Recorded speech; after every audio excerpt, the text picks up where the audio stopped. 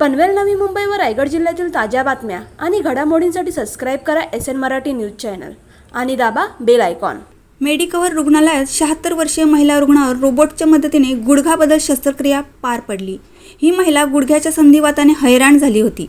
शस्त्रक्रिया यशस्वी पार पडल्यानंतर 76 वर्षीय वृद्ध महिला कोणाचीही मदत न घेता स्वतःहून चालू लागली। या महिलेवर शस्त्रक्रिया करण्यासाठी डॉक्टरांनी मिस्सो उच्च तंत्रज्ञानाच्या सहाय्याने रुग्णांवर शस्त्रक्रिया करणाऱ्या रोबोटची मदत घेतली। मिस्सो रोबोटिक प्रणालीच्या मदतीने रुग्णांवर आता अचूक शस्त्रक्रिया साधणे अजूनच सोपे झाले आहे। ही रोबोटिक प्रणाली गुडघे आणि नितंबाच्या दुखण्याने हैराण झालेल्या रुग्णांच्या जीवनात आशेचा नवा किरण घेऊन आली आहे। या रोबोटिक प्रणालीच्या मदतीने होणाऱ्या शस्त्रक्रियेमुळे रुग्णांच्या तब्येतीत लवकरच सुधारणा दिसून येतात। रोबोटिक सर्जरीज हे ऑलरेडी मार्केटमध्ये आलेलं होतं। मेडिकल हॉस्पिटलमध्ये आता आम्ही आधीच्या म्हणजे मेडिकल ब्रांचेसमध्ये ते ऑलरेडी झालेलं आहे।